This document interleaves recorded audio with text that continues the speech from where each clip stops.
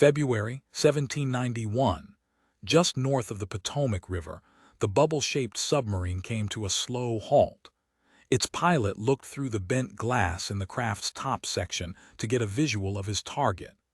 This shallow section of the river was interrupted by a deeper divot in the river's bottom, a small, well-shaped valley that sunk into the riverbed about 8 feet.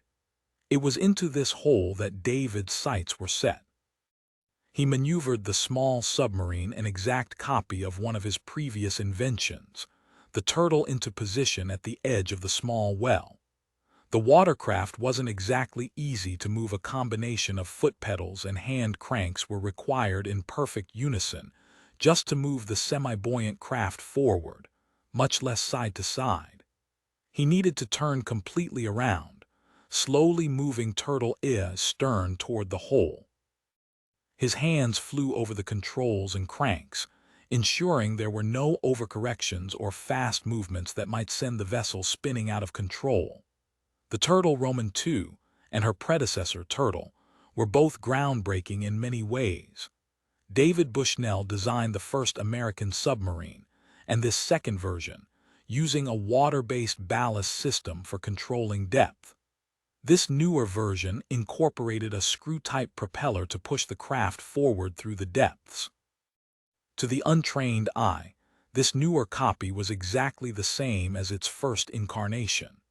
The major difference, however, was that Turtle Roman II was not fitted with the large detachable mine that the Turtle employed.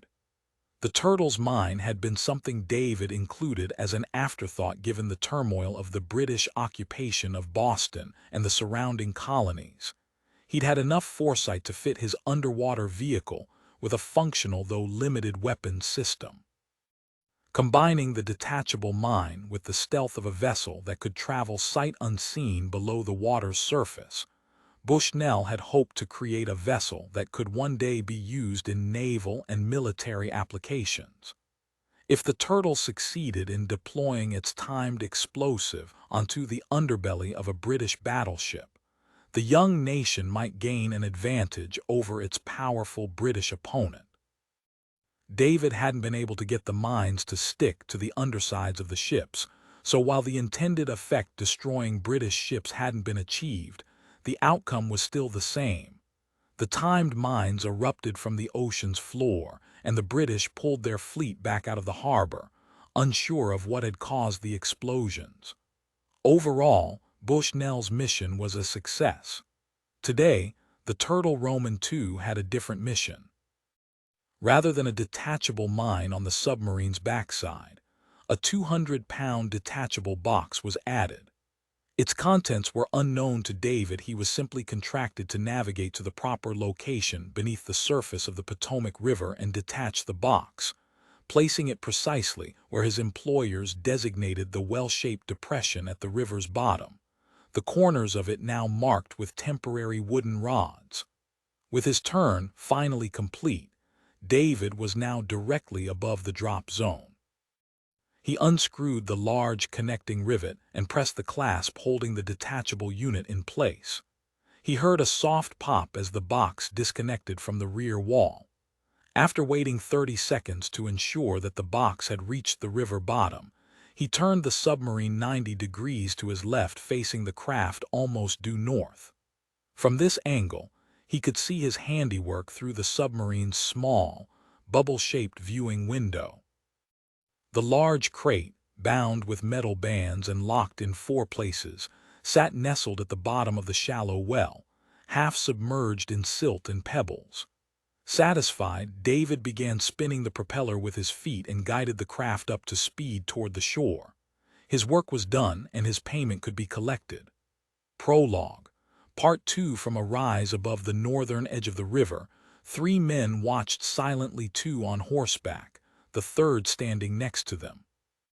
The Turtle Roman II was submerged for an hour or so, yet the men looked on.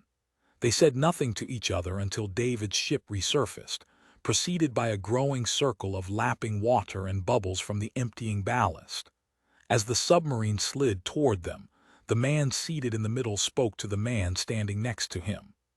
"Benjamin, the mission has met with success. Finalize the plans for the layout at dawn, then return here and deliver the letter to our associate, Mr. Elephant." "Yes, Mr. Washington," Benjamin replied. He left on foot, heading west. Bushnell disembarked and returned from the river's edge. He looked up the hill at the two remaining men and gave a slight nod. It was finished. Washington looked to his companion. "See that Mr. Bushnell is compensated for his fine work here today. The object should now be safe from prying eyes." He let out a tired sigh. "I suggest that you forget it as well. All that is left in this matter is the drawing of the new city's layout." The man responded, "I am afraid that our dear Charles will not welcome the news. He has struggled for months to perfect the layout for our nation's capital, and he does not always respond well to criticism." Washington took a long moment to answer. "Mr. Jefferson, I have personally appointed Charles Elephant to oversee this project, but the situation has changed. Our enemy is close to discovering our secret. We cannot continue to burden our nation with its protection. We shall leave it for another generation. Please see to it that Mr. Ellicott takes over the surveying and layout of this area, and that Mr. Banneker remains behind as his personal scribe and assistant. I am confident they will give our capital a foundation worthy of the secret it is built upon." Washington knew the secret could tear apart the fledgling nation. He also knew from experience how the promise of wealth and prosperity could tempt even the best of men, and the contents of the now submerged box would prove a terrible temptation indeed. Washington and his colleagues had come so far in this new land, and had taken great pains to ensure that they would leave their families and friends with a solid foundation. If left unguarded, the whispers and rumors of this secret could eventually lead to an uprising. Men would do anything to possess the knowledge it would provide. Washington knew the young government was not yet capable of dealing with this powerful object. It must be hidden away until someone worthy of its power might find it. Jefferson and Washington continued watching the great river before them as the sun sank into the water's far edge to their right. The Potomac would make a wonderful backdrop to a marvelous city, one that would hopefully see many centuries of growth and prosperity, and serve as a beacon for the people of the great land. And one day, far beyond the end of the two men's lives, someone would discover the secret the Founding Fathers concealed in their capital city. Washington was sure of it, and he only prayed that it was someone worthy of the knowledge. Chapter 1. The air smelled like burning tar. Smoke, billowing from the mouths and openings of caves, blocked out the sun and caused a deep gray shadow over the low, rolling dunes. Captain Bryce Reynolds had a hard time breathing and crouched lower still, his face nearly touching the gritty sand. He winced, trying to see through the thick clouds of fire and smoke, and crawled forward slowly. The top edge of the dune he was on was merely feet in front of him, and would offer his team much better visibility of the area in front of them. A mortar shell blasted 50 yards from his location, opening yet another hole in a previously unknown cave system. A sergeant, Arturo Rodriguez, nearer to the explosion, rolled back on his heels and fell backwards onto the sand. "Shit," he yelled. "Forget these Republican Guard guys. The friendly fire's gonna kill us first." Bryce dismissed the man's complaint and instead focused again down the sights of his M16 assault rifle. The mortar blast had opened the roof of a large underground cavern, and Bryce could see numerous Iraqi Republican Guard units scurrying away from the collapsing rock formation. One of the men lifted a gun, aiming toward Bryce's team on the hill. The man next to him, Joseph Strahan, fired 2 rounds down into the cave, dropping the Iraqi soldier before he could shoot. "Nice shot, soldier," Bryce said. He and the other 4 U.S. Army Rangers next to him on the dune waited for a moment to see if any more Iraqi guards would run out from the cavern, but none came. They inched forward, slowly reaching the top of the dune. More artillery shells smashed down onto the sandy field in front of them, and each explosion caused the team to retract a bit, tensing in anticipation of a sudden counterattack. A break in the dusty air came momentarily, and Bryce could see the city of Samarra, Iraq to the northwest, the Tigris to its left, winding through the sand and rock plains like a mirage. Immediately ahead, he saw the huts and tents of the Iraqi Republican Guard and men running about in preparation. Mortar blasts continued to launch debris and rock upwards, causing even more commotion among the opposing forces. "There," Bryce called out to the rest of his team, "that's where we're headed. We need to secure the perimeter first, and Strahan and I will grab the package. Eyes up on me." He didn't wait for his team's response. They knew the mission objectives. He rose to his feet, the Ranger team following. Master Sergeant Andreessen and the kid, Private First Class Jason O'Neill, took the left flank. They ran a straight-line path down the front side of the dune, pacing their advance carefully. The small camp they were ordered to infiltrate the small command and weapons depot from the south, just outside the city of Samarra, and to locate and retrieve the package, a list of firing orders and coordinates. Their cover would be an ongoing onslaught of artillery fire, raining down on the area from the north, hopefully causing the Iraqi soldiers to anticipate an attack from that direction. His team spread out over the wide expanse of sand dunes and rocky plains, and he heard his second-in-command recite the mission objectives to the rest of the men through the radio transmitter. At least, they knew their mission objectives, he thought. Captain Reynolds, however, had one more objective, one that was not known to the other members of the small five-man Ranger team. Prior to their airdrop, Major Dwight Maines pulled Bryce aside near the cockpit of the cargo plane and pulled him away from the rest of his men. The noise in the fuselage was deafening, but thanks to the ear-mounted two-way radios they'd been equipped with, the noise-canceling devices prevented them from needing to shout. "Reynolds, there's one more thing." "What's that, sir?" Bryce asked. "In addition to your current objectives, I need you to locate another package," Maines answered. "Yes, sir. What's the item?" "It's a notebook, I guess. I have no idea what's inside. Just locate and retrieve it and bring it back. I'll take care of it from there." "Affirmative. So what exactly is this all for?" "I mean a notebook, and you don't even know what's inside?" Bryce asked. "Look, Bryce, I don't understand it all either.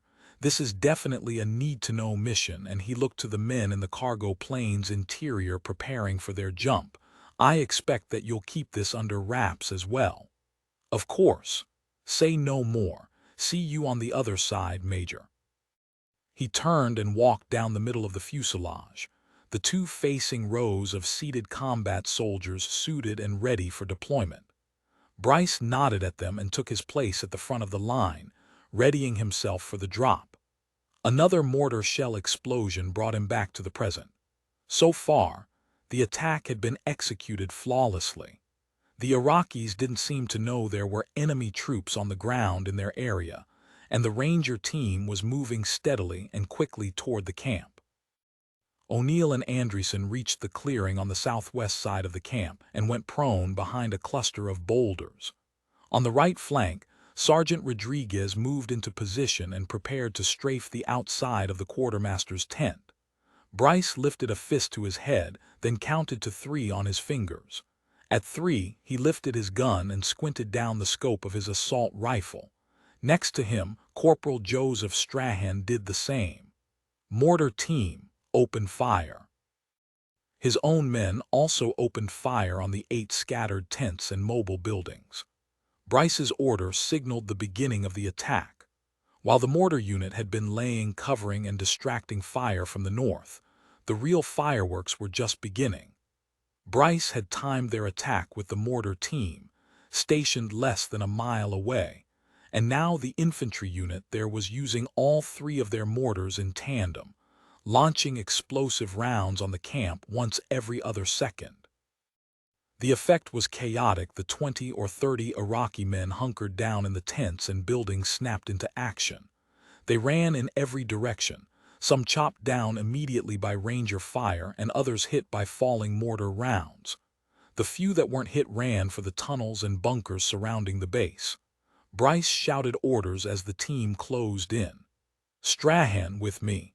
O'Neill, Andreessen, keep punching through that line. Don't let them get to the 50 cal." He popped 2 shots into the nearest Iraqi, a man running for his life, unfortunately in the direction of Captain Reynolds' gun barrel. The next 2 Iraqis almost made it to the sandbagged outcropping just to the west of the base, where a 50 caliber machine gun turret had been set up. Bryce missed the first man, but Strahan clipped his leg just before he reached the half-circle of sandbags. The second man dove for cover behind his fallen comrade, just as a mortar round blasted into the ground and turned the whole area into a crater. Taking advantage of the moment, Bryce sprinted for the main circle of tents at the center of the camp. Strahan followed close behind, while the other 3 American soldiers continued their pummeling of the Iraqi camp.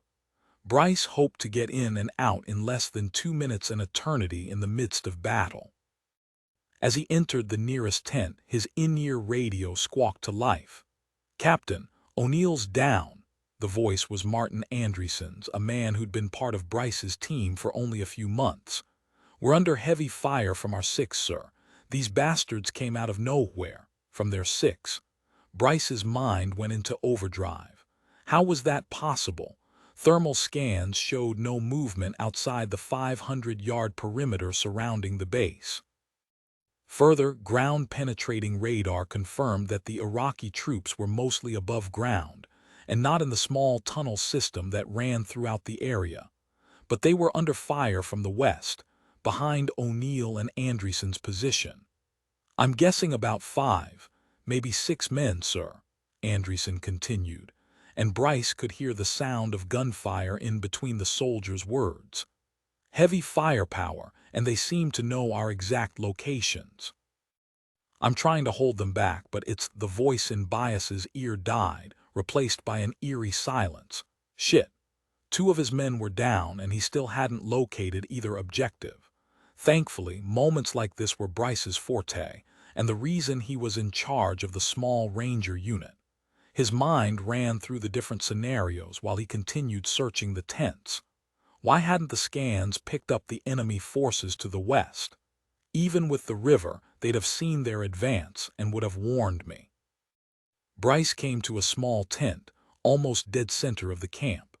Strahan picked off 2 straggling Republican guardsmen who were fumbling with their weapons, and then entered the tent behind Captain Reynolds. Out of the corner of his eye, Bryce saw an oddly placed satchel on top of a filing cabinet in the corner. "Bryce, what's up? We've got 2 guys down and they were hit from behind. Who the hell was doing recon for us?" "Yeah, I know. Just help me find the package and we can get out of here." He motioned to the other tent, and Strahan nodded and walked over. Bryce waited for Strahan to leave the tent, and he grabbed at the satchel. Rifling through the contents, nothing but paper and maps, he threw the bag aside. And then on top of the cabinet, underneath where the bag had been placed, Bryce saw it. Unassuming, it was a simple brown envelope. It was too small to hold letter-sized paper, but its thickness implied that it was meant for weightier items, souvenirs and such. It was sealed and wrapped in packing tape for additional security and fastened with a brad. Bryce snatched it and ripped open the top. From the adjacent tent, Strahan yelled out. His voice, echoed by the radio, startled Bryce. "Boss, I got it 2 sheets, double-sided. This has to be it." He opened the flap connecting their tents, and Bryce saw him waving the documents in the air. Coordinates ran down the left side of the page, itemized and ordered in some unknown way. "Great, let's go." Bryce had dropped the envelope onto the mess of papers and boxes strewn about, and he waited for Strahan to leave first. As the tall man stooped to exit the tent, he turned around and flashed a grin. "And you thought this shit was gonna take 2 minutes, huh?" He chuckled a bit and reached around his back for his rifle.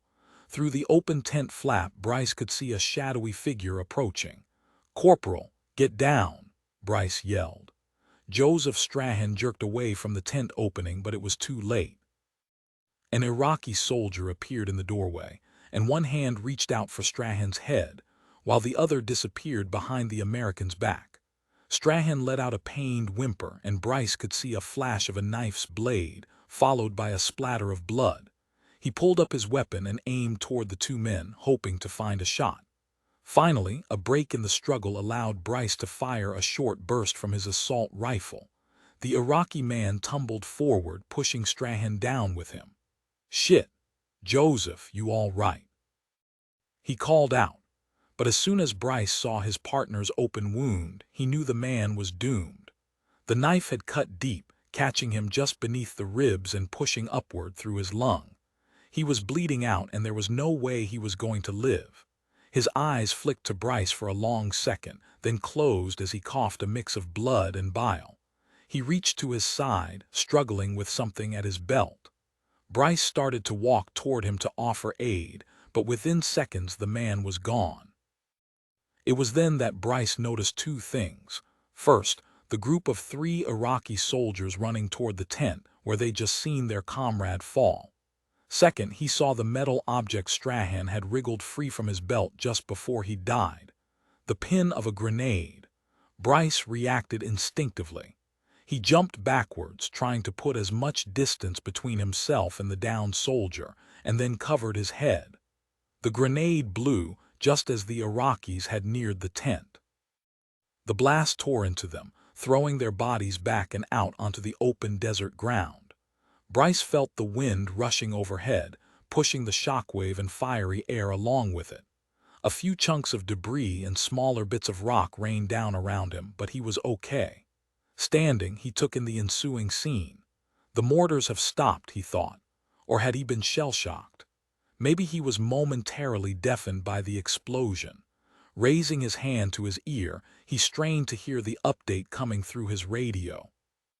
"Bryce, you guys okay? I saw the explosion." It was Sergeant Rodriguez from the Eastern Front. "I think the mortar team bylaid. We're not getting any cover fire anymore, and I think I can see about 10 guys moving into your location." Bryce listened to the message and frowned. The mortar team bylaid, and now there were 10 men approaching. He looked off to the right, where Rodriguez would be stationed, and responded. "Yeah, I'm good. Strahan's gone. We need to get the hell out of here, and quick." He didn't wait for a response.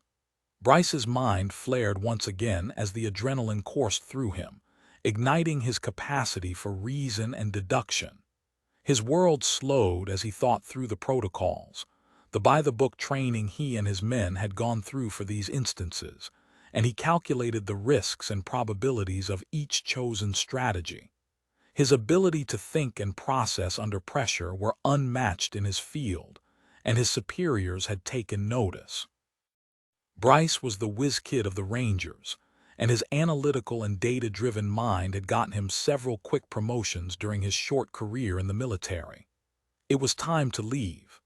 Each option that Bryce ran through seemed to end in disaster, especially now that the mortar team had gone silent. The coordinates Strahan found were obliterated, as was most of his team. He called back in to Rodriguez to prepare for extraction, and then noticed again the small envelope on the sandy floor. Picking it up, he read the simple inscription on its front. MJ. He tore open the top of the envelope and let its contents slide out onto his hand. A notebook. Perfect, he thought. This has to be it. Bryce was about to open the book and see for himself what all the fuss was about when a spattering of an AK-47 sounded behind him. He jumped forward, bounding through the 3 tents and out onto the dusty plain, heading east. Just over the rise, he could see Sergeant Art Rodriguez still firing intermittent bursts down onto the base camp. A scream wailed from behind Bryce as he was running, and he heard a curse in Arabic or Kurdish. He wasn't sure as the man fell. Clearing the outer edge of the camp, Bryce calculated the distance between him and Sergeant Rodriguez to be less than 100 yards, easy enough to make in a full-on sprint. By now, Rodriguez had seen his commanding officer break through the perimeter and was busy covering Bryce's retreat. In the distance, Bryce thought he could even hear their extraction unit, a helicopter's rotor wash, flying in from the south. As he closed the distance to Rodriguez, he heard a break in the soldiers' shooting and looked up. The younger man was busy reloading, and Bryce knew he was vulnerable. He hoped to reach the spot in a few more seconds, and together they might be able to hold off the Iraqis for the few minutes it would take for the chopper to reach them. But as Rodriguez finished reloading, another shot rang out and Rodriguez's head jerked forward, ducking. Bryce frowned and his pulse quickened. That wasn't AK-47 fire, he thought. Another shot rang out and Bryce saw the telltale twitch in Rodriguez's body, like a jolting electrical shot. He'd been hit. No. Bryce screamed out in vain as he climbed the last few steps of the shallow hill. He dove for Rodriguez's gun, simultaneously checking the man's vitals. Dead. Damn it, he cursed, swiveling around again to continue firing at the fast-approaching Iraqis. As he turned, however, he caught a glimpse of the other approaching Iraqis, the ones coming up the hill from the east, behind Rodriguez's position. He was being crushed between two oncoming forces, and he was the only American soldier left. At least 5 men were coming up from the west, and now he saw the silhouettes of 3 more. One carried a sniper rifle and was no doubt the one who'd killed Rodriguez. Shit. This was going to end very painfully. Bryce readied himself and lowered his torso to the ground. He fired 3 bursts at the men coming from the direction of the camp, and 2 of the men fell. Turning, he aimed for the 3 coming from the east. They were aiming back at him. A muzzle flash flared outward from the gun held by the man on the left. A split second passed, and Bryce felt the round pierce his shoulder. He screamed and dropped completely to the ground. Blood trickled down his forearm and he loosened the grip on his gun. A second flash twinkled in Bryce's eyes, this time from the sniper. He heard the round whiz by, just over his head. I'm going to die here, he thought. He tried lifting his rifle to his eye, but the pain from his shoulder wound was too great. Then his knee lit up in a fiery wash of pain. Too weak to scream, he let out a low wail as he buried his face sideways into the sand, calmed by the gentle warmth of the Iraqi desert ground. His left hand reached up to his shirt pocket, and he shifted a little slowly, trying to grab at the small notebook he'd stolen from the camp. If I'm going out like this, I'm going to at least figure out why, he thought. He brought the book up to his head. Straining to open his eyes, he let the cover fall open and glanced down at the first page. Nothing. It was completely blank. What? No, had he grabbed the wrong book? He flipped through another 10 pages, all blank, all empty. He wanted to scream. Had he been set up? Why would this notebook, this blank notebook, be the subject of so much scrutiny, so much bloodshed? And why was it addressed to someone named MJ? He moved his hand down closer to his chest and pushed the book under his body. He'd wanted to throw it, but he didn't have the strength. If it was an object that was never supposed to be in enemy hands, he intended to make it that much more difficult for them to find. One last shot rang out as the men started up the hill. One more time Bryce felt the piercing burn of metal punching through flesh. This time his left arm took the brunt of the shot, though the bullet had only strafed. He thought about home, about his mom. Mom. He wasn't going to be able to get to her now. To save her. He squeezed his eyes shut and let the sand blow over him, willing the desert to swallow him. Chapter 210, 22 p.m. White Rock, New Mexico, USA. The gust of wind hit Jake in the face and jolted him upright in his seat. Had he fallen asleep? He quickly squeezed his eyes open and shut a few times, working out the grogginess. Rolling up the window of his 2008 Ford Focus, he set his gaze on the dark, winding road in front of him. After making this hour-long trip from Santa Fe to the laboratory twice a week for the past 2 years, he knew the mountainous highway pass could be treacherous, especially at night. The Albuquerque and Santa Fe news stations routinely reported accidents along this section of Highway 4, and accidents that usually involved casualties. As the road ahead straightened out, Jake stole a glance toward the phone in his lap. Had he really been out of it enough to miss a call? With one hand on the wheel, he thumbed through his messages and tapped the number of the missed call. "Jake, where are you? Hey honey, I must have missed your call. Sorry about that. What's up?" He knew even before he said it exactly what was up. Feigning ignorance was an attempt to distract her, let her calm down. It didn't work. The initial concern in Ally's voice disappeared in a heartbeat. "You need to get over here now," she said. "It's been a week and we still haven't worked through this. Are you going to keep running away from our problems even after the baby comes?" Jake's mind raced through the excuses he had planned over and again in his head during the last few days. Maybe they weren't supposed to be together right now, not with his new job. Her postgraduate studies had made things more difficult as well, and they rarely spent time together. Maybe they were too stubborn. Maybe he just needed some alone time, maybe. Jake. Her voice in his ear woke him out of his thoughts. "I know I'm on my way now. I just need some time to process everything. You've had enough time to process this, Jake. Your work keeps getting in the way, or you're not ready to talk, or you have some other reason to push this off. The fact of the matter is this baby is coming, and neither of us can do anything about it." He knew the story. It was his fault to begin with. Hearing her retell it, he couldn't help but relive the past 3 weeks. The project at work. Knowing she wouldn't understand, but longing to tell her everything and hope she would trust him. News of his father's death last month. Traveling to Arizona for the memorial with Ally, nearly 8 months pregnant. The argument over something so small, so stupid really. The fight that grew and grew during the trip, leading to their temporary separation, Ally to her parents' place in Durango, and Jake staying home in Albuquerque to continue working while they sorted things out.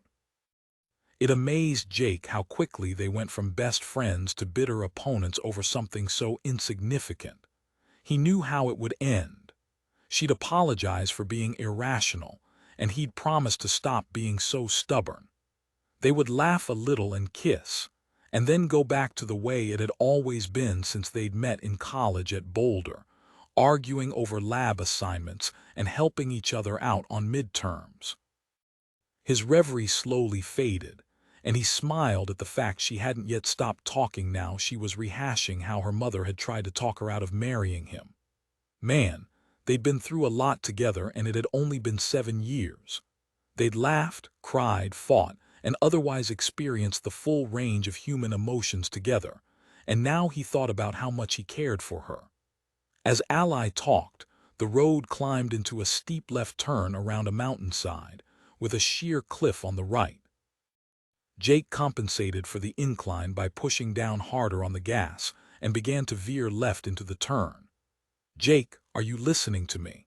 I love you. We just need to talk, and I don't want to do it over the phone." How much longer will her voice cut off mid-sentence just as a heavy snap sounded around him? It was like the air in the car had been immediately and violently sucked out. The resulting pressure change in the car even caused his ears to pop. What the hell? He checked his phone. Dead. As he fumbled for the power button, however, he realized it wasn't just the phone. Everything around him had gone completely dark. The dashboard wasn't lit, the radio had died, the red LED on his phone's charger had vanished. Even the solitary streetlights every few hundred yards had gone out. Jake was suddenly plunged into an enveloping blackness. But the car was still moving, now cresting the hill and accelerating downward. Jake pressed on the brake, but the pedal slid easily to the floor. He tried the ignition and the power steering as well, but got nothing. It was as if the car and everything around him, electronic or mechanical, had just shut off at once. He tried to stay calm, to focus on slowing the car, but gravity was against him. His palms started to sweat as he tried to picture the edge of the road, the slight shoulder with a rocky gorge beyond. Jake had driven this pass plenty of times from home to the lab and back, but without headlights, he couldn't see a thing. The right tires began to kick up gravel, and Jake pulled hard on the wheel, trying to compensate. He overcorrected, and it was too much. The back tires kicked toward the cliff as the car skidded perpendicular to the road. Jake felt the pull of momentum, but he held fast to the steering wheel with his left hand as he reached for the emergency brake with his right. Yanking back as hard as he could, he immediately felt the brake grab. The tires locked, but the car didn't slow, sliding through the loose gravel as though it were on a sheet of ice. Time slowed to a crawl. Jake was helpless and frozen in place. There was nothing he could do to prevent the inevitable crash. An intense flash of light enveloped him, and he heard the engine and instruments come back to life as if they had never stopped. The flash dissipated, and he was able to again make out the headlights and dashboard instruments just as the same loud snap and pressure change from moments before hit him again. All this he saw and felt in an instant, one that vanished as time sped back to normal. He saw before him the vast emptiness beyond the edge of the cliff as the car shot over the brink. Time slowed once more. He was suddenly weightless. He hovered a few inches above his seat, tethered by the seat belt. As the car hurtled toward the ground, Jake could do nothing but stare through the windshield, mesmerized and helpless. Chapter 39, 13 and White Rock, New Mexico, USA. Cole's morning was shaping up to be one of the best he'd had in a while. The sweltering heat of summer had finally faded into a bearable warmth that made his early morning runs quite enjoyable. Throughout college, he'd slowly gained weight and gotten less fit, and as he continued to eat whatever and whenever he liked, he watched his high school football player's body morph into a middle-aged storehouse of excess flab. At 27, Cole finally decided this extra baggage was unacceptable. 14 months and 67 pounds later, Cole was well on his way to being more healthy and fit than he'd ever been. His parents were proud of his weight loss and fitness accomplishments, but they feared that Cole was too into his workouts, and his new lifestyle was going to consume him. Already he'd gone through 3 girlfriends in 3 cities in just over 5 years, and each failed relationship had left him feeling emptier than the one before. But now, with just the open road to contend with, none of that mattered. He enjoyed this run the 7.2 miles from his home outside of White Rock to the second switchback, where he'd turn and head home. New Mexico's mountainous landscape stretched for miles ahead and to his left, and a sheer cliff face flew upwards on his right. Running used to daunt him, but in this setting it was different, more relaxing. As he approached the second switchback, his mind wandered, comparing his past failures and disappointments with his present health and potential. A year ago he couldn't have walked this route without oxygen. Today he'd finish the run, take an ice bath, and not even feel strained in the morning. Maybe he'd head into Santa Fe tonight and meet up with some new friends, or maybe he'd relax at home with a movie and a beer. Cole loved the freedom of living one day at a time, accountable only to himself. The switchback appeared ahead of him, and he slowed to a jog for the last 100 yards. Just as he started his turn, he caught a flash out of the corner of his eye. 300 yards away at the base of the cliff, he could barely make out a destroyed vehicle. Cole stopped and stared. That wasn't there yesterday. Surely the police should know about it by now. He squinted, unable to make out any details. He started jogging toward the wreck from here. He couldn't see any signs of other cars or people. There were no sirens either. He got closer. The sedan was almost completely crushed, obliterated. Really. He wouldn't have been able to even recognize that the thing used to be a vehicle if not for the tires. One was smashed, but still connected to the axle, and another could be seen resting on its side about 100 paces off. He looked up, knowing that the stretch of road he was on climbed up and around this mountain. These highways in and out of White Rock and the surrounding area often had switchbacks and tight turns, and someone must have driven their car off the road, landing on this lower section of road. There was a blackened wall of rock to the car's left, and a small crater beneath it, spreading and cracking onto the two-lane highway. Bits and pieces of charred vehicle and metal components were strewn outward around the wreckage. The whole mess was steaming and smoking, and he could hear hisses and pops every few seconds. Cole kept his eyes forward as he neared the wreck. He slowed to a quick walk and eyed the car carefully, looking for survivors. The smoke stung his eyes, and the heat of the dying fire was still intense. The acrid smell assaulted his nose and mouth. "Hello," he called out. There was no response. He knew no one could have survived such a crash, but still, something about the situation wasn't right. He crouched down, trying to peer through the smoke and twisted metal into the car's interior. Straining to see through the smoke and hot air, he tried to discern any signs of life from within the vehicle. Seeing none, he bent down closer to the ground. The crunching of heavy boots on gravel sounded behind him. The hairs on the back of Cole's neck stood up, and he scrambled backwards, away from the wreckage. "Stand up. Place your hands on your head and step back away from the vehicle." The voice was deep and menacing, with a gravelly strain that suggested its owner preferred not to speak unless absolutely necessary. "Shit," Cole thought. "The cops are here, and I'm the only one around." He placed his hands on his head and turned slowly to his left. "Do not move. Do not turn around." The bellowed command seemed very out of place for a police officer at a crash scene in the middle of the desert. Cole tensed, then continued to back up. After several paces, he stopped and hesitated, awaiting further instructions. "Who does this guy think he is? Here." There was a metallic clang and a thud. Cole looked at the ground to his right, seeing a crude set of shackles. "Put them on, then turn around." Cole's heart was pounding. He had no desire to put on handcuffs and place himself at the mercy of some stranger who wasn't acting much like a cop at all. What if this was just some wacko looking to rob him, armed with nothing but rusty shackles and a scary voice? Cole decided he'd take his chances.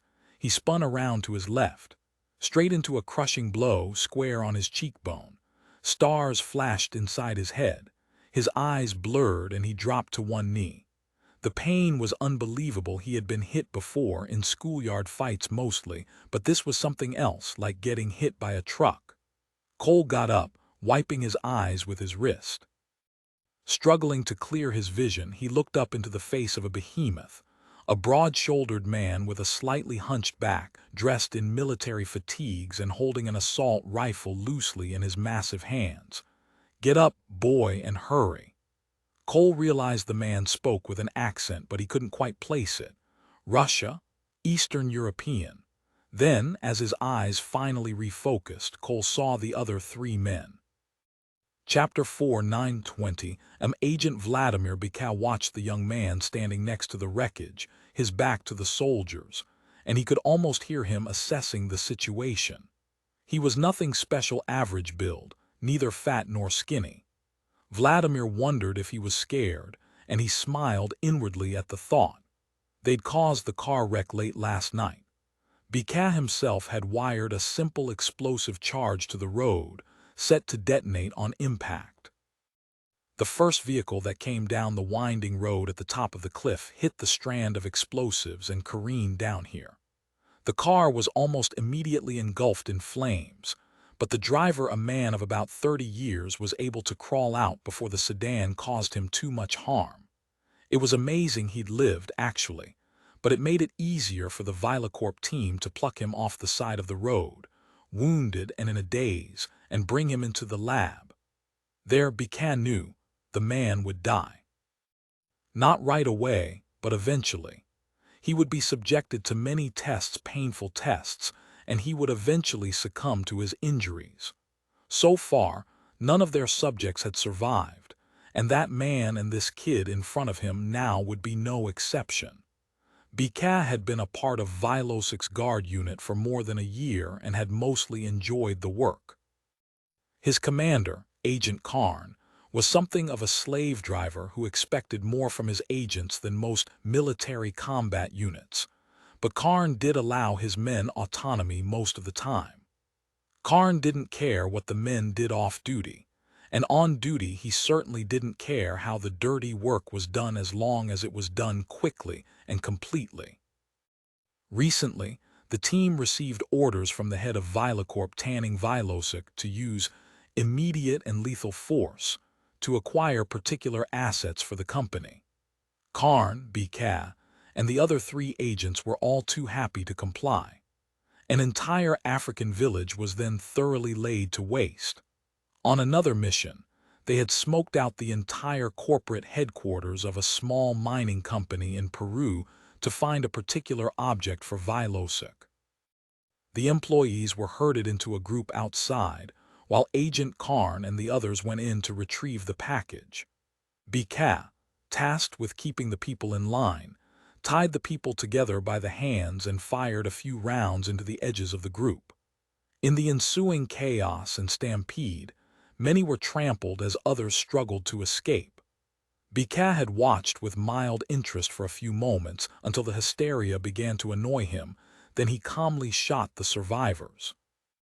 BK had no doubt that this type of dirty work was his personal talent, a sadistic calling that made him perfect for Karn's team and for Vilacorp.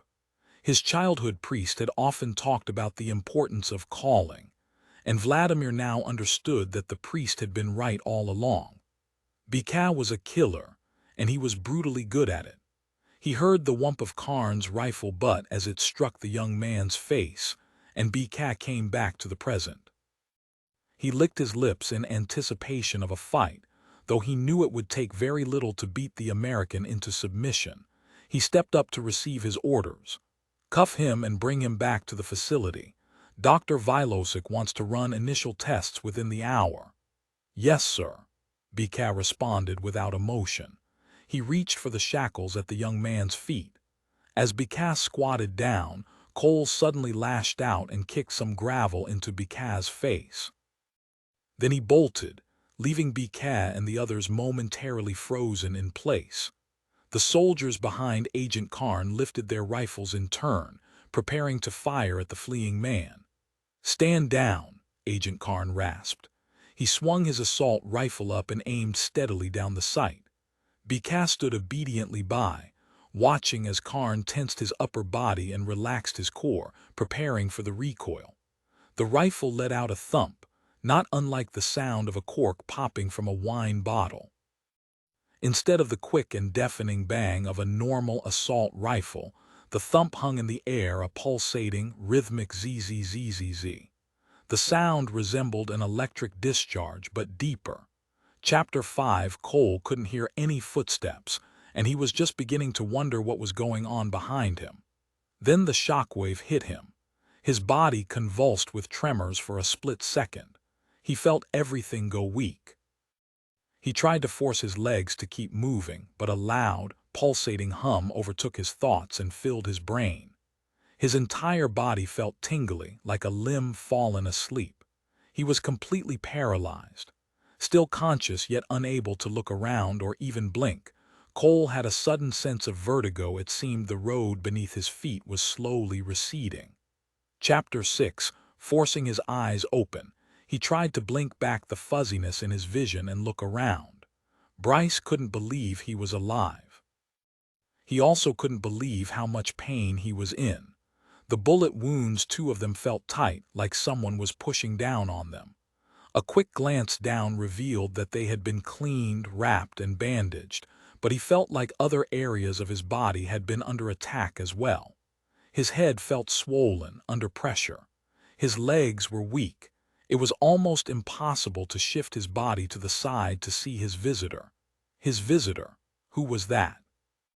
The fogginess in his eyes cleared, but his mind seemed reluctant to operate fully. He squinted, trying to see who was sitting next to his bed. A man, he could tell from the wide shoulders and lanky frame. He was older, maybe mid-50s, and his thinning salt and pepper hair sat in a small, swirly wisp on his head. "Ah, Captain, it's good to see you awake," the man said. Who are you?" Bryce asked, still groggy. "My name is James Whittenfield, Jr. My company, Whittenfield Research, is one of the leading philanthropic environmental organizations in the world. I'd offer to shake your hand, but considering it's okay. What exactly can I do for you, Mr. Whittenfield? As he let the man continue his introduction, Bryce got a look around.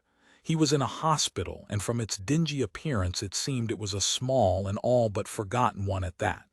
Call me James. Well, Bryce, I'm interested in you. Your performance last week in Samara was quite impressive.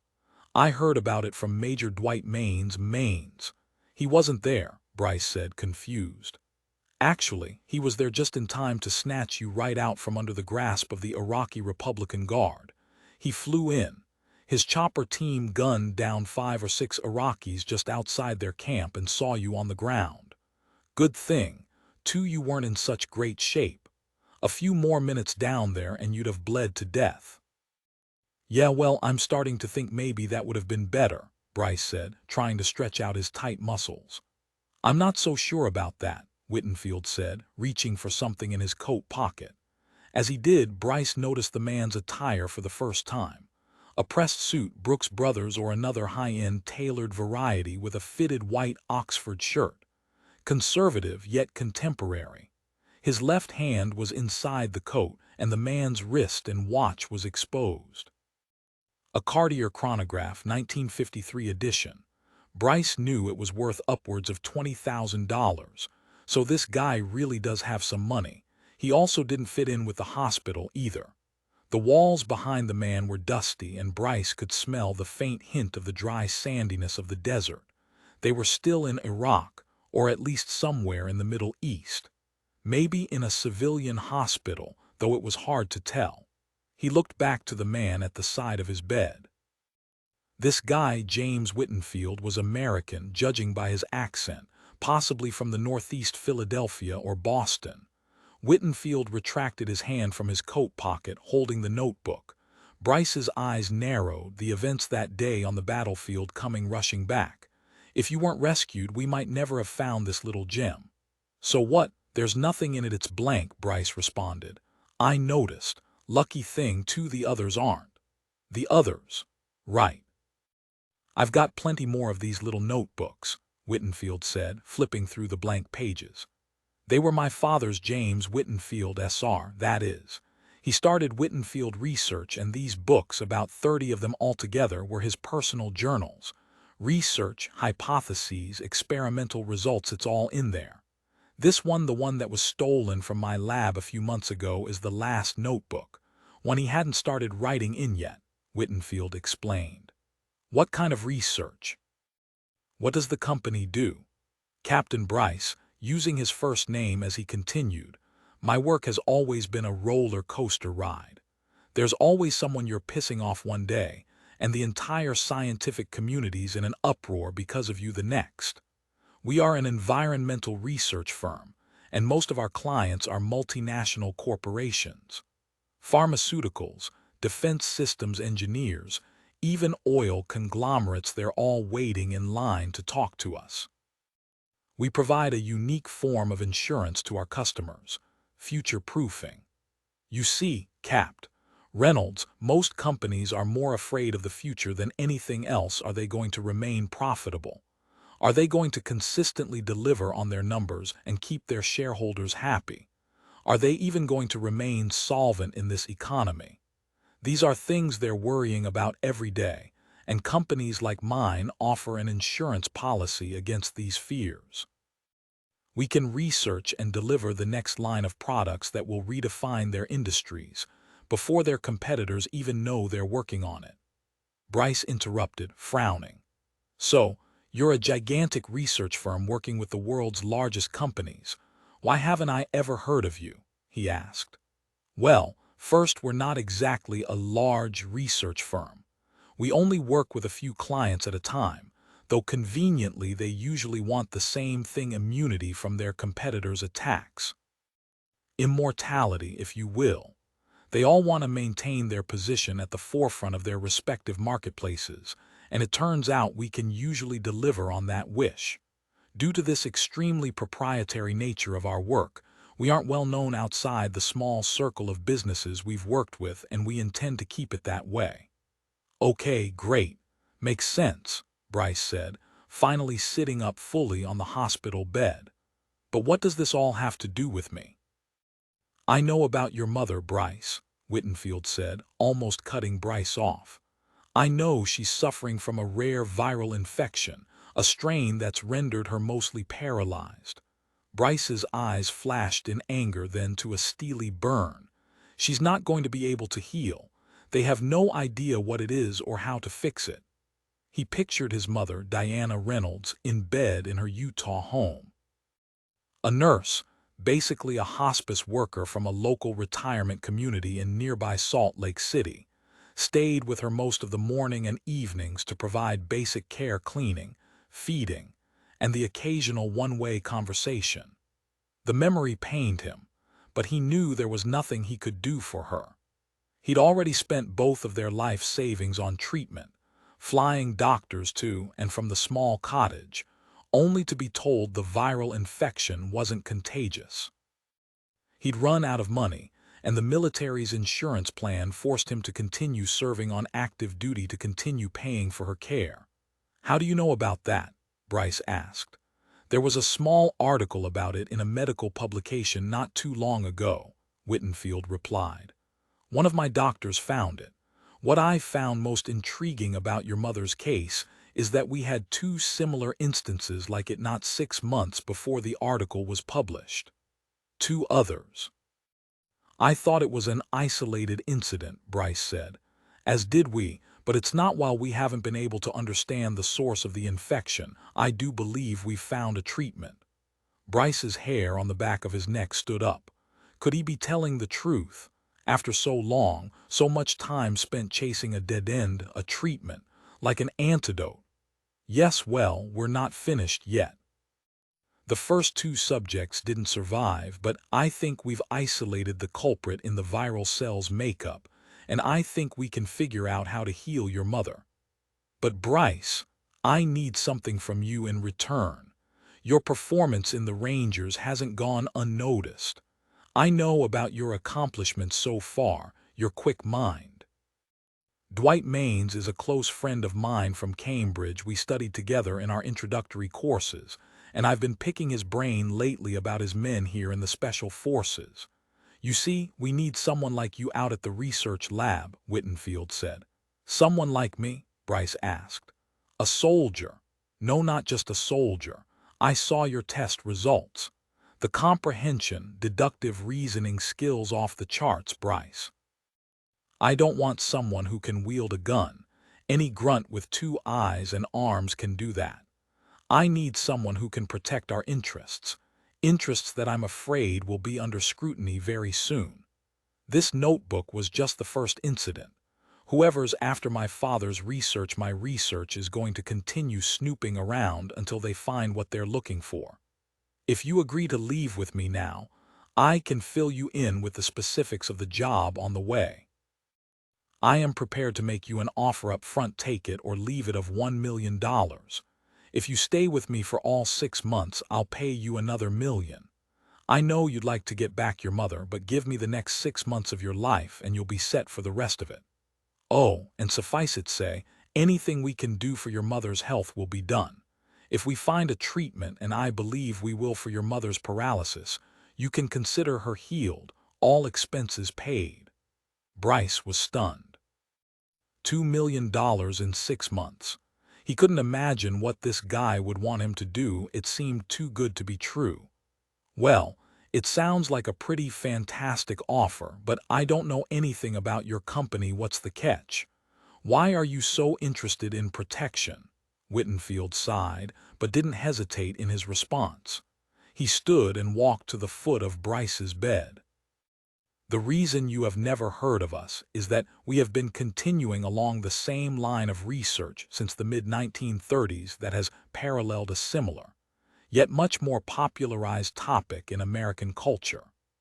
My father's initial experimentation in the field of crystal uranium synthesis led to a small team of researchers. My father included discovering the unique characteristics of the uranium element's isotopes.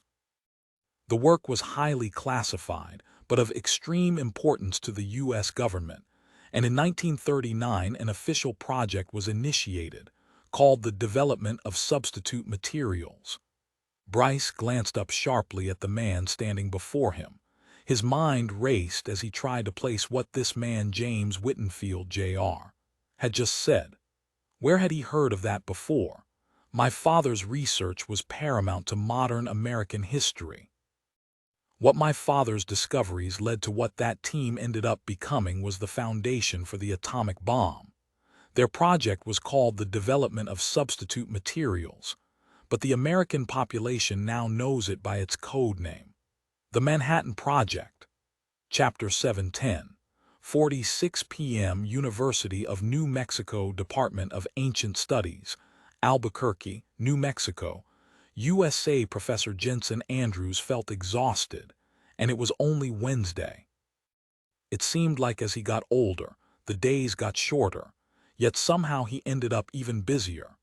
Tonight he had a stack of papers in front of him that needed to be read and graded, but he'd pushed them aside and was now hunched over a National Geographic magazine, fighting back much-needed sleep. He had intended to take a break from grading the essays an hour ago. It was approaching midnight, and he wondered if it would be easier to just sleep on his office's futon mattress instead of driving all the way home. The hall outside his office was darker than usual. The exit signs at each end and the safety light at the restroom door were the only illumination. During the day and throughout most of the nights during the school year, the halls were filled with the whitewashed glow of fluorescent ceiling lights. The Geography and World Studies wing of the college was one of several 24-hour facilities on campus, and most of the professors and even some of the students often stayed after hours to finish up grading and assignments. Must be the football game tonight, he thought. His eyes wandered over the page on his desk in front of him, sleep sneaking in and causing him to drift away. Finally, exhaustion won out, and his eyes closed for a brief moment, his head propped up by his fist. No sooner had he drifted off than his head snapped back upright, and his bleary eyes blinked back open into focus. What was that? He could have sworn he'd heard a noise outside his office. He sat dead still at his desk for a full minute, not hearing anything. Finally, he rose to his feet and walked quietly to his office door. His heart was suddenly pounding, and he stood at the doorway for a moment to catch his breath. Why was he so shaken up tonight? Most likely it was just some kids down the hall or a night janitor on the other side of the building, nothing to worry about. Thwap! There it was again, only this time louder. He tensed, frozen in place, straining to hear around the corner. Absolutely silent, he reached out and pulled open his office door. The gentle click of the handle retracting made him stop for a second to listen again, but there wasn't a sound. With the door half open, he leaned his head out slowly and pushed his glasses upwards on his face, as if somehow it would improve his sight in the near darkness. Squinting, he could make out the exit sign at the far end of the hall to his left. To the right he could see about 20 paces until the blackness overcame the feeble light. Hello. The silence seemed to intensify. After what seemed an eternity, he let out his breath. He hadn't realized he'd been holding it and took one step into the hallway. Ever so slowly, he turned to the left and moved tentatively toward the exit. After a few steps, his pace quickened and his timidity gave way to curiosity. He was about halfway to the end of the hall when his instincts kicked in. He slowed, suddenly unsure, and tried again to focus on the exit, now about 50 feet ahead. What is that? He thought, as his eyes passed over a large, dark shape on the floor in the corner. His heart raced again. The shape slowly became clearer to him. A pile of clothing. No, a coat, and oh my God, it's a body. As he drew closer, he could make out that the person was unnervingly still, not at all like someone sleeping or even passed out drunk. Jensen had never seen a dead body before, yet he somehow knew that he was looking at one now. His heart was racing. Who was this, and what had happened? He rolled the face-down body over, and only then noticed the growing pool of blood on the floor underneath. That alone would normally have caused him to jump back, but it was the round bullet hole directly between the man's eyes that pushed him into a state of panic. He dove back against the wall, fighting to keep from hyperventilating. As he stared in shock, he realized the dead man was a security guard. He wasn't sure, but he thought he actually recognized the man. Perhaps he'd spoken to him once or twice before. "Okay, Jensen, what the hell do you do now?" He never had time to come up with an answer. Thwap. Chapter 8. Bryce's week had been a blur. After Mr. Whittenfield left him at the infirmary, Bryce made his final preparations and packed for his departure. The last 72 hours he'd been traveling nonstop, first from the forward operating base to the airstrip 4 hours south. From there, he'd been flown to an aircraft carrier off the coast, and then to a military base outside of London. His wounds, healing quickly, still hurt and provided him with an excuse to continue taking the powerful painkillers the doctor in Iraq had given him. While he was at the base in London, he charged his cell phone and placed a call to his mother's home in Utah. Linda Ortiz, the nurse charged with providing the at-home care, answered and updated him with details on his mother's health over the past few weeks. It had been a while since he'd called, so he listened quietly as Linda gave the same response he'd heard countless times. "She's doing well, about as well as can be expected. She's not hurting, but the symptoms haven't changed. I'm sure she misses you too, Mr. Bryce." "I know. Thank you for everything. Actually, I may be able to get back sooner than I'd expected. I'll let you know for sure. Thanks again, Linda." He hung up and put the phone back in his pocket slowly as his left arm was feeling tight. He stood, walking to the window, and tried to picture his mother before the virus had taken her livelihood.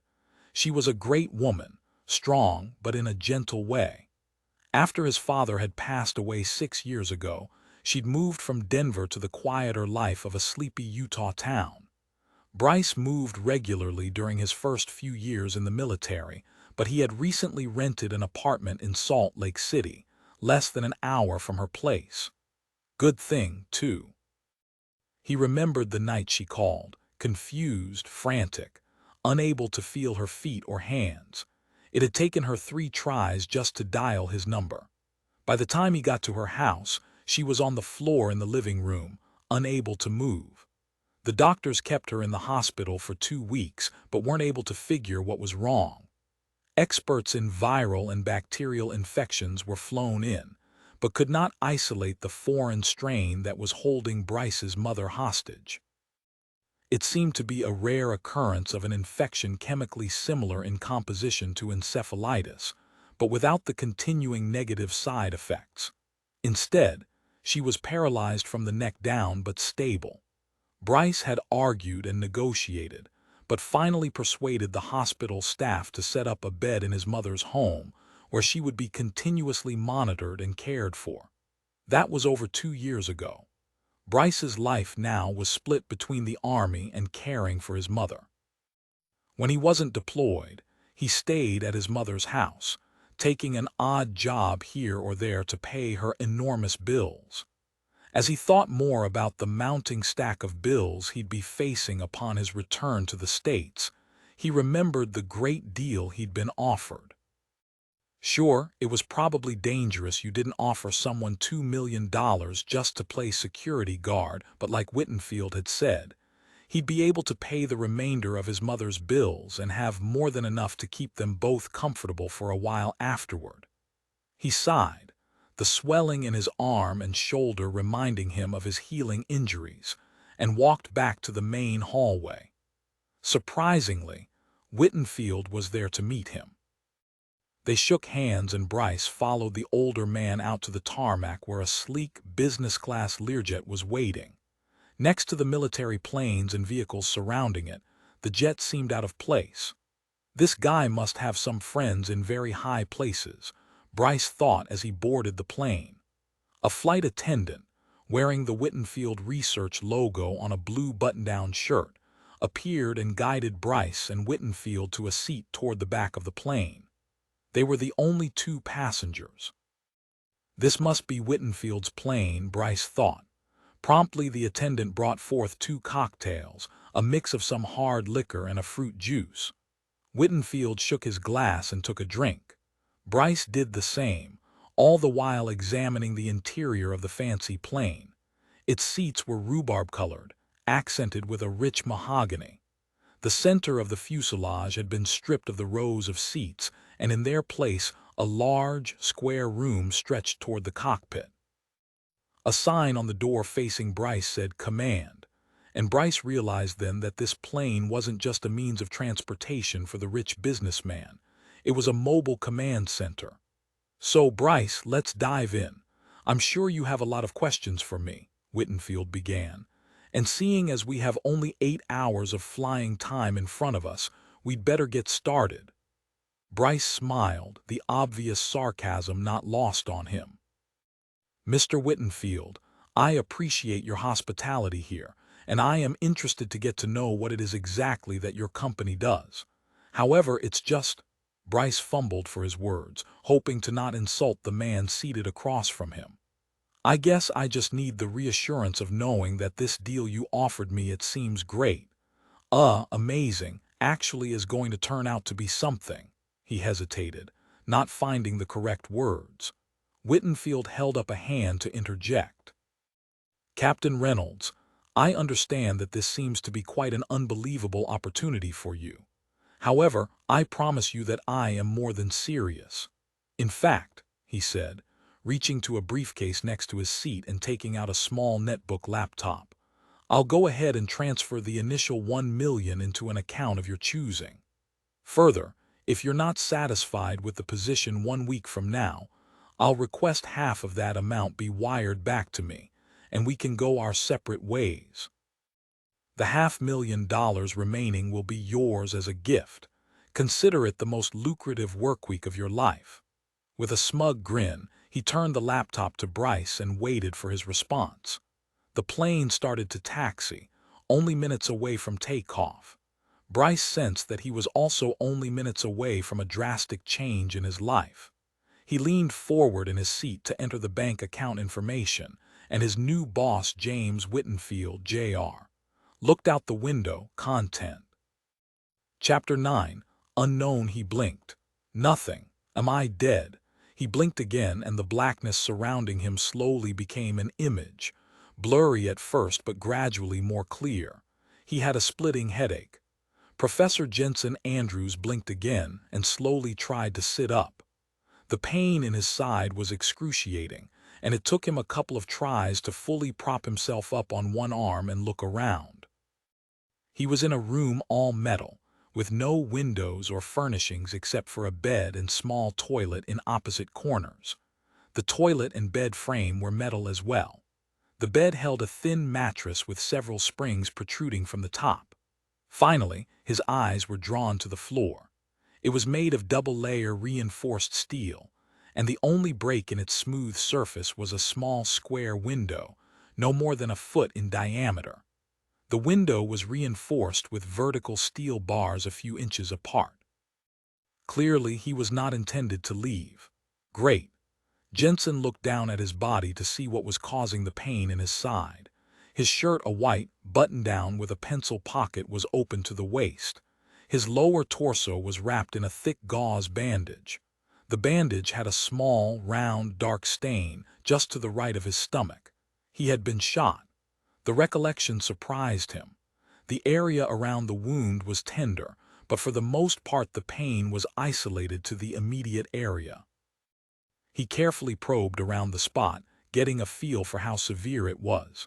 Suddenly, he remembered the security guard, saw perfectly in his mind the hole placed so precisely in the center of his forehead. He looked again his own wound. Whoever had shot him was certainly the same person who'd shot the security guard, yet he was still alive. Somebody wanted him alive, needed him alive. Who? Just as the question crossed his mind, he heard a loud clang outside the door. Jensen looked up at the small window on the door. There was a brief pause, followed by a shifting sound, and then what could only be keys jangling. Somewhere inside the cell wall, a huge latch was lifted. The lock disengaged, and Jensen Andrews used all his strength to pull himself into a sitting position. From there, he struggled to stand up. Just as the door swung open, his body cooperated and he fully stood, the reward for his increased pain being nothing more than the benefit of looking his captor in the eye. "Uncle Jensen, you're awake," a warm-sounding young girl's voice addressed him. "It's been almost 4 hours. I was afraid the sedatives you were given were too strong." Andrews blinked again, still not completely lucid. He rubbed his eyes and looked again. The person in the doorway was silhouetted by the light from the hall outside. He had recognized her voice immediately, and seeing her silhouette in the door proved his ears correct, but he still couldn't believe it was actually her. "Uncle Jensen, I'm so glad you're okay. I've been so worried about you. They said you wouldn't be harmed, but when I saw you come in, bleeding and all, she choked up. "I thought they'd hurt you," she sobbed, entering the cell. He rushed forward, fighting the pain in his side to embrace his niece. Then he realized that she wasn't alone. There was a large shadow just outside the cell door. A voice broke the silence. "The boss wishes to speak with both of you immediately." "Who are these people, Corrine?" Jensen asked his niece. "What do they want with us, and why was I shot? Did they hurt you?" The questions came quicker than Corrine could respond. "Uncle Jensen, I'm fine. They didn't shoot me, if that's what you mean. And I don't know why they'd want to shoot you," she said, with an accusing glance back towards the doorway. "They're interested in something they think you or I have. I don't know what it is, but I heard them talking about some sort of an expedition." They were suddenly interrupted as a hulking man strode in from the hall. "Party's over, let's go." His English had a slight accent that Jensen thought could be Eastern Russian. The man jerked a thumb toward the door and stepped back into the hall. Corrine supported her uncle with an arm, and they reluctantly followed. As they fell in step behind the large guard, a second, smaller man fell in behind, cutting off any chance of escape that way. Why bother, Jensen thought. The pain in his side was reminder enough that he didn't want to take any more chances with these people. At the end of the stark hallway, the group ascended a flight of stairs to a set of double doors. Another guard opened the doors, and as they passed through, Jensen felt the air get cooler. Once inside, they found themselves in a high-ceilinged room with a tiled floor, artificial lighting, and metal trim. It had the appearance of a large laboratory, but judging by the metal tables and chairs arranged in the center of the room, it looked like it was currently being used a meeting hall. The tables were strewn with a variety of maps, papers, and equipment. Several more guards were milling about the room. The only person who seemed to notice their entrance was a man dressed in civilian clothes who stood at the central table and greeted them warmly. "Ah, Professor Jensen, Ms. Banks, it's good to see you. I've been expecting you." He smiled at them as the large guard took up a position to one side, blocking the exit. "Please pull up a chair. We've got some work to do," the man continued. He held out a hand, as if greeting an old friend over drinks and a cigar. "We have been working diligently for the past few months trying to plan our trip, but I'm afraid we've run out of time." He looked at Jensen. "We needed to call in an expert." Professor Jensen frowned. "You have a very indelicate method of calling in your experts. What do you want with me?" The man smiled again. "Jensen Andrews, 52 years old, native of Santa Fe, currently serving as Regents Professor of Ancient and World Studies. Your work in ancient civilizations, specifically the study of prehistoric peoples, has always fascinated me. But recently, you published a paper in a research journal called The Golden Civilization, the original discoverers of the number phi." Jensen looked at him, confusion settling on his brow. That paper had been a side project he'd had an interest in for some years, but nothing more than a notch on his belt, for his accreditations list something to publish in order to keep his tenure. He'd spent a few months researching the golden ratio, represented by the Greek letter phi. The so-called golden ratio refers to a mathematically irrational number 1.618, and the ratio 1:618. Jensen had written that this number appeared numerous times in nature, from the spiral shapes of some shells and mollusks to the growth patterns of certain plants and trees, even in human anatomy. Many groups of people throughout history had recognized the ubiquity of this number and its ratio. Some groups had ascribed mystical properties to it, and some artists and architects paid homage to that mysticism by incorporating it into their work. Da Vinci, the Greek Parthenon, even in modern design, reflected in the layout of streets and buildings around the world. But the true roots of the number, the original discoverers of the ratio, were still unknown to modern historians, and it was this puzzle that Jensen had tried to solve in his paper. The results were compelling, yet many of his colleagues and contemporaries at the academic level dismissed the treatise as far too bold of an idea with too little supporting evidence.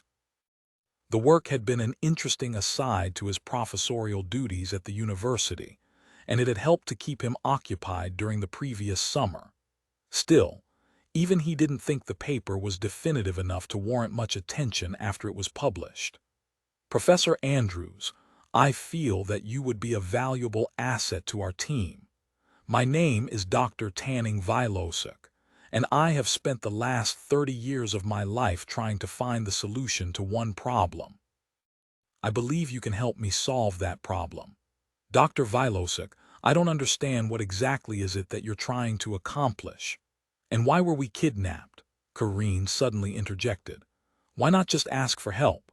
Dr. Vilosik didn't respond. Instead, he sat down and sifted carefully through a stack of papers on the table. With a large pair of tweezers, he gently extracted one document from the pile. It was old, very old, too yellowed and cracking pages loosely bound together. He carefully slid it toward Jensen and Kareen. "If in fact this item is one of a larger collection, we have underestimated immensely the gravity of the situation. As the men here have seen firsthand, the item has already shown some intriguing characteristics.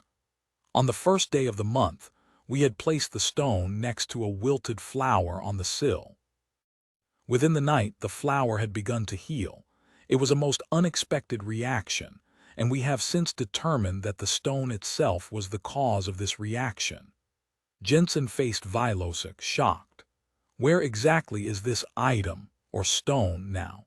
Vilosik reached into his suit pocket and withdrew a small rectangular box, no larger than a bracelet gift box or eyeglass case. He placed it on the table and slowly, deliberately lifted its lid. As the lid came off the box, a slight bluish glow emanated from within. "It's beautiful," Jensen thought. Inside, resting on a bed of what looked to be cotton cloth, was a very small sliver of stone, clear and mostly translucent. It was no larger than a common sewing needle, thinner at one end and rounding out into a head at the other, as if it had in fact been chipped off of something larger. The whitish-gray sliver itself was hardly distinguishable against the white of the cloth beneath it, but the glow it emitted could not be missed. "We've been running tests on the material for some time now," Vilosik explained, "and we know that it reacts differently with different elements, but for the most part, we have no idea what it really is. Obviously, one of the first experiments we ran was to measure its healing capabilities with small shrubs, like from the letter.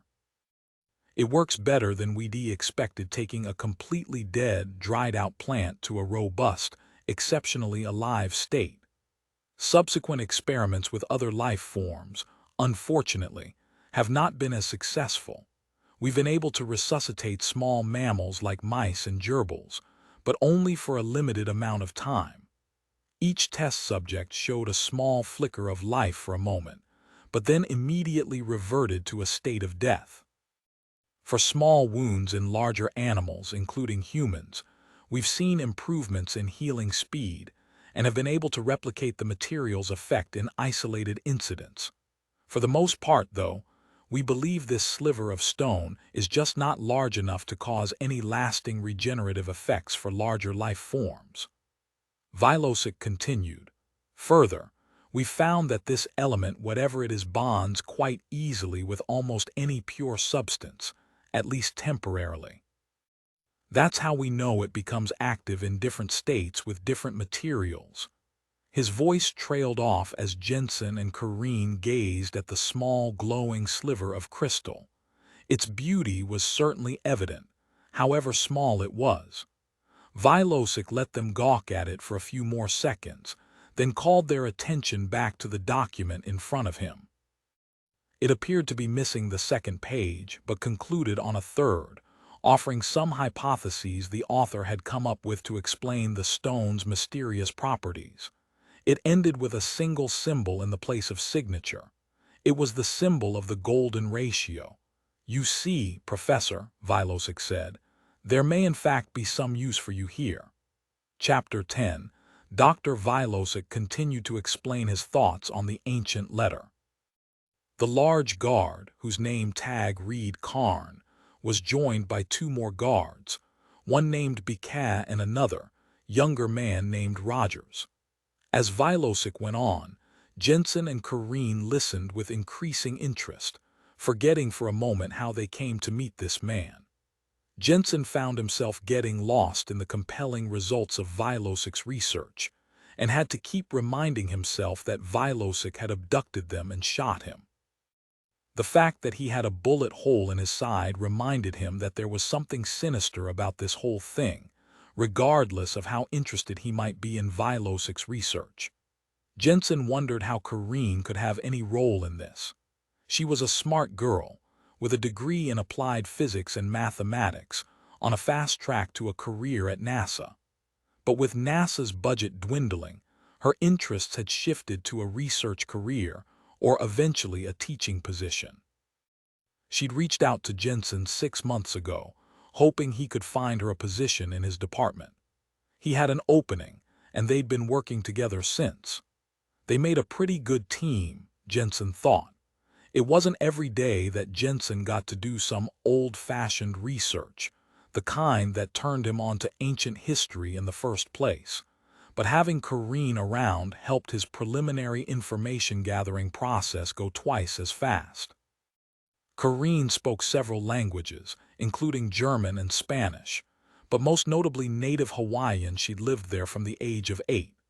Now, her knowledge, wit, and linguistic skills helped her to quickly grasp new concepts and tie them into historic contexts. Maybe having her here would be good for him to keep his head in the game, though he knew it was a selfish thought. She would be, or already was, in more danger being here than back at her apartment in Santa Fe. Vilosic continued, explaining that the letter was written by Thomas Jefferson and addressed to Benjamin Banneker in 1791, prior to the founding of the nation's capital.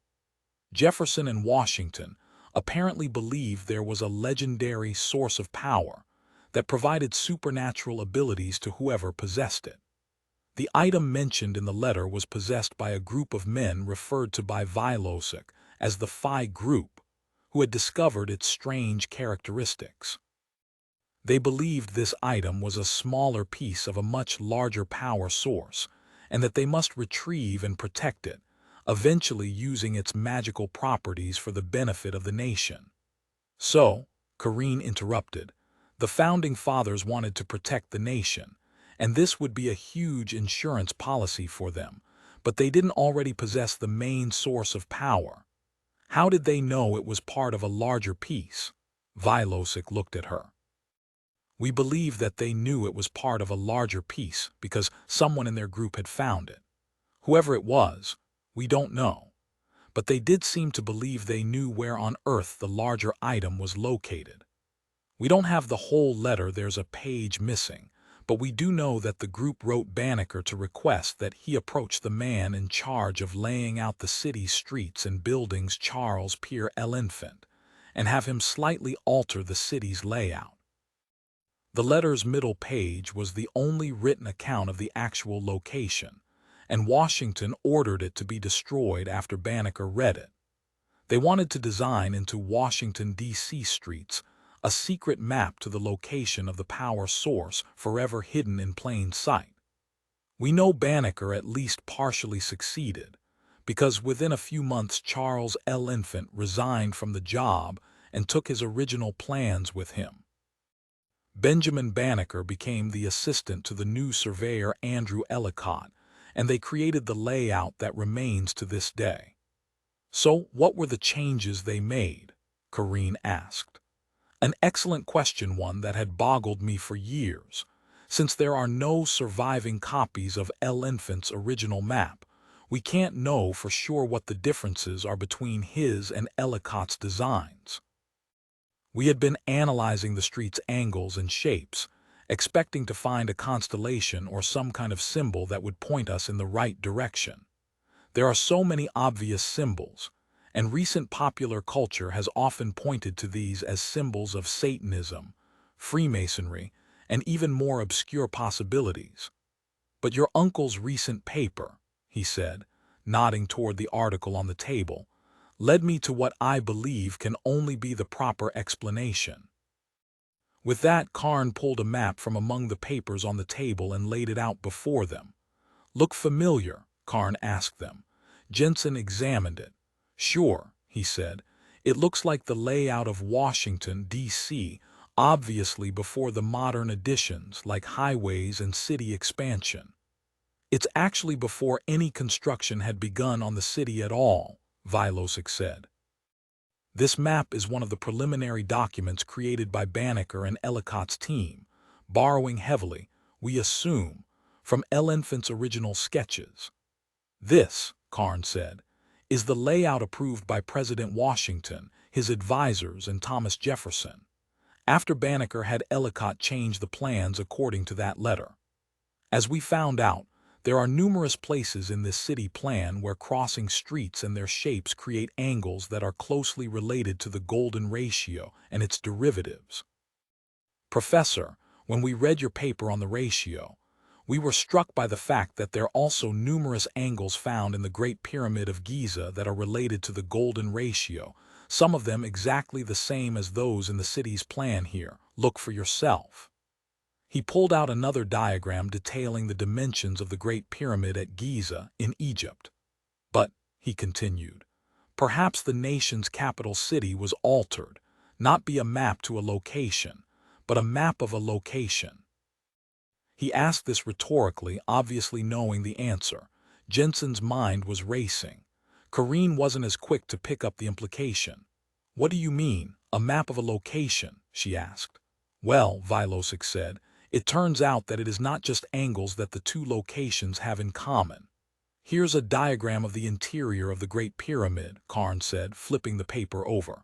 A cross-section from the side. Look familiar. Corrine gazed at the picture and pointed out elements of the diagram.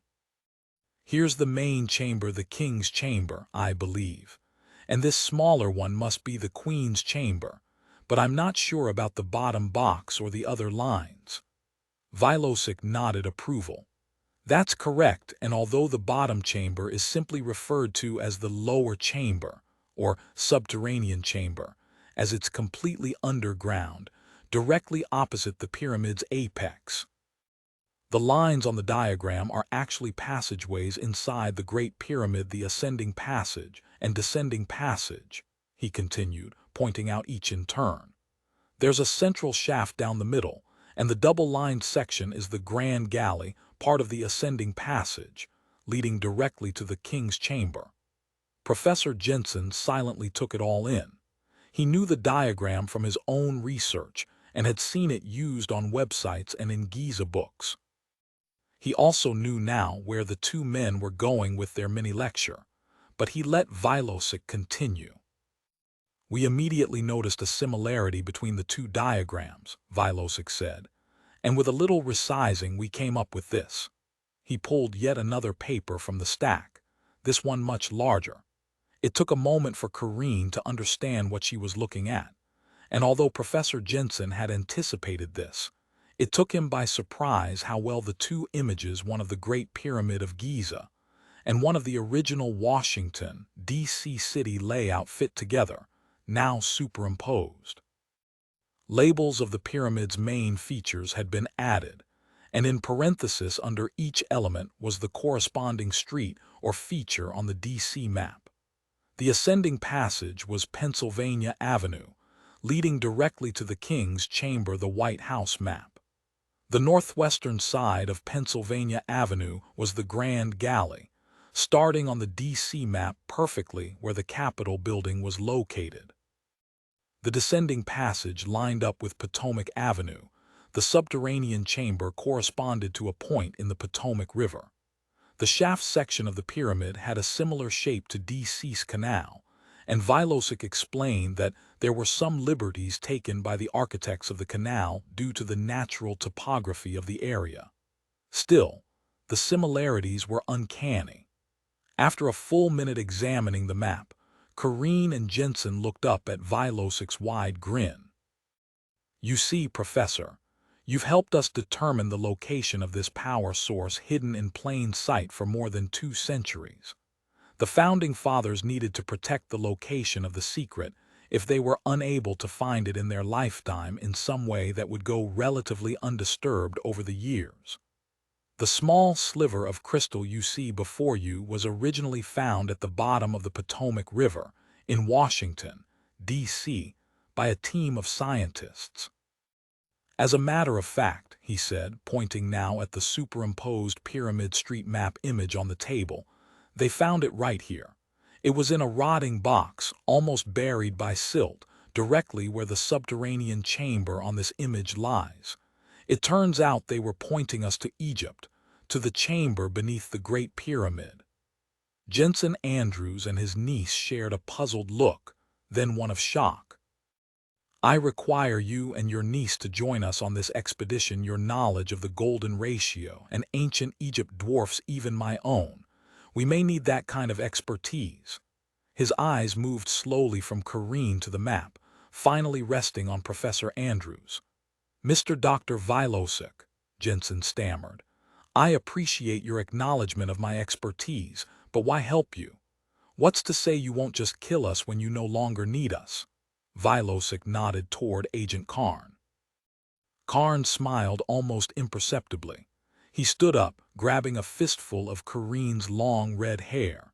She gave a yelp as he yanked her to her feet and forced her toward the far wall behind the table. When they were about 20 feet away, Professor Jensen screamed in pain. "What the hell?" Corrine said, as Jensen fell over backward in his chair, clutching his side. He struggled to his hands and knees, crying out in short gasps, "Help, I can't breathe, please." Jensen gulped for air. His right hand clutched tightly over the bullet wound in his side. "Professor Andrews," Vilosic said calmly, "you were not shot with a normal bullet last night. We have developed here at Vilacorp a very unique instrument, one based on the crystal piece our Founding Fathers left to us. In addition to its miraculous healing properties, we've found that by synthetically bonding the crystal with particular elements, in this case, lead, we can produce some interesting results. You were shot with a lead-infused synthetic crystal that acts as a magnet of sorts, dormant when close to another piece of lead crystal like it. But when pulled a certain distance apart, it becomes active, turning into a heated piece of metal. You," he continued, looking at Corrine, "are wearing a counterpart piece of this crystal substance, locked to your leg." Corrine looked down in horror, just now noticing the small handcuff-like metal band, with a grayish-clear rock attached to one side of it. "Your uncle is experiencing this phenomena firsthand," Vilosic continued, waving a careless hand at Jensen. "Eventually, if you get far enough apart, the heat will become so intense that it will literally burn a hole through his body. He'll be in pain, but eventually he'll be knocked out from catalytic shock. Our test subjects lasted about 20 minutes, depending on where their bullet wound was on their body. Eventually, though, they all bled out, and I expect the same outcome for your uncle should you remain separated for that long." Corrine had tears in her eyes. "You bastard! You should also know, Ms. Banks," Vilosic said, ignoring the insult, that each of us is carrying an identical substance designed to react with the bullet inside your uncle. If you try to get away alone from the men on my team, he will die. Slowly and very painfully, I assure you." Jensen silently rocked back and forth on the floor, seething in pain. Chapter 11, 12. 13 a.m. Wittenfield Laboratories Headquarters, Washington, D.C., USA. Bryce sighed with weariness, less from exhaustion than extreme boredom. His wounds hardly bothered him, save for the occasional flare-up in his shoulder where the ball and socket's tendons had taken a little longer to heal properly. His security detail tonight had him walking quite a bit. His route through the complex was essentially a circle he shared with two other men, one named Eric Benson, and the other a fat, lumpy fellow named Behar. Bryce couldn't remember the guy's first name, kind of sad, since he was Behar's boss, so he usually